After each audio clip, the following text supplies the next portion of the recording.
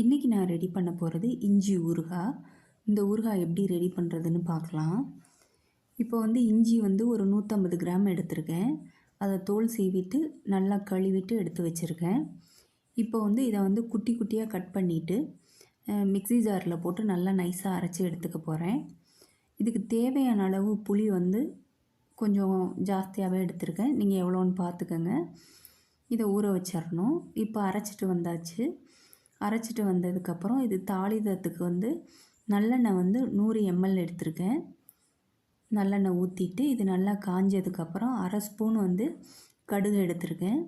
கடுகு வெடித்து வந்ததுக்கப்புறம் அரைச்சி வச்சுருக்க இஞ்சியை இதில் சேர்த்துடலாம். சேர்த்துட்டு நல்லா ஒரு 10 நிமிஷம் நல்லா அந்த எண்ணெயிலே நல்லா வேகட்டும். நல்லா வதக்கி விட்ருங்க. வதக்குனதுக்கப்புறம் இதுக்கு தேவையான அளவு வெறும் மிளகாத்தூள் எடுத்திருக்கேன். அது ஃபஸ்ட்டு 1 ஸ்பூன் போட்டிருக்கேன். போட்டுட்டு நல்லா மிக்ஸ் பண்ணிவிட்டு அடுத்ததாக ஒரு அரை ஸ்பூன் போட்டிருக்கேன். மொத்தமாக நான் 1.5 ஸ்பூன் போட்டிருக்கேன்.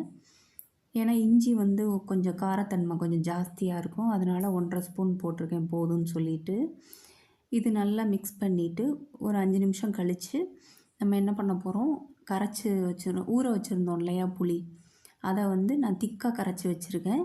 அதையும் இதில் சேர்த்துடலாம். சேர்த்துட்டு நல்லா கிண்டி விட்ருங்க. கிண்டி விட்டதுக்கப்புறம் இதுக்கு தேவையான அளவு உப்பு சேர்த்துருக்கேன்.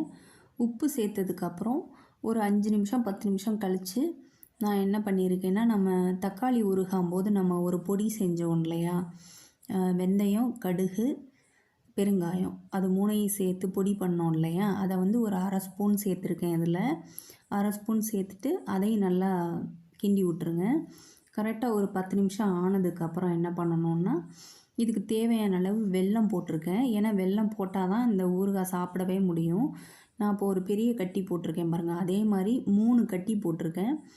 வெல்லம் ஜாஸ்தியாக இருந்தால் தான் இதை நம்ம சாப்பிட முடியும். இல்லாட்டி ராவாக இருக்க மாதிரி இருக்கும், எரிச்சலாக இருக்க மாதிரி இருக்கும் அந்த சாப்பாடே. அதனால் வெல்லம் கொஞ்சம் ஜாஸ்தியாக போட்டுக்கோங்க. இந்த பதம் வந்தோன்னே இறக்கிடுங்க. அவ்வளோதான், நம்மளோட இஞ்சி ஊறுகாய் ரெடி ஆயிடுச்சு.